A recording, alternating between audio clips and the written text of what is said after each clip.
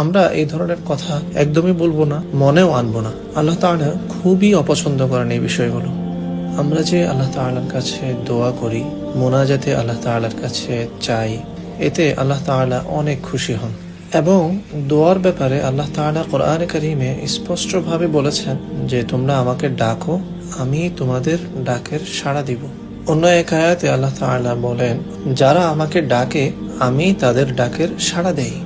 কিন্তু এখানে অনেকেই একটা ভুল করে থাকেন, যা কিনা আল্লাহ তাআলা খুবই অপছন্দ করেন, যার কারণে দোয়া কবুল হওয়া অনেক বিলম্ব হয়ে দাঁড়ায়। আর সেটা হলো, অনেক সময় আমরা বলে থাকি এত দোয়া করি, দোয়া কবুল হচ্ছে না, আল্লাহ তাআলার কাছে এত চাই, কিন্তু আমার ক্ষেত্রেই সবকিছু দেরিতে পাই।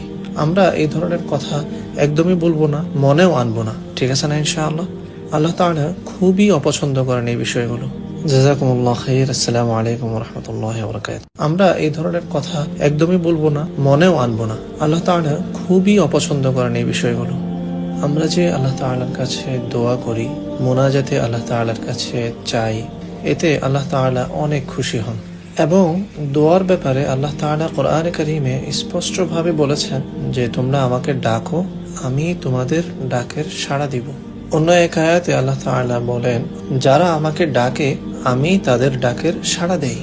কিন্তু এখানে অনেকেই একটা ভুল করে থাকেন, যা কিনা আল্লাহ তাআলা খুবই অপছন্দ করেন, যার কারণে দোয়া কবুল হওয়া অনেক বিলম্ব হয়ে দাঁড়ায়। আর সেটা হলো, অনেক সময় আমরা বলে থাকি এত দোয়া করি, দোয়া কবুল হচ্ছে না, আল্লাহ তাআলার কাছে এত চাই, কিন্তু আমার ক্ষেত্রেই সবকিছু দেরিতে পাই।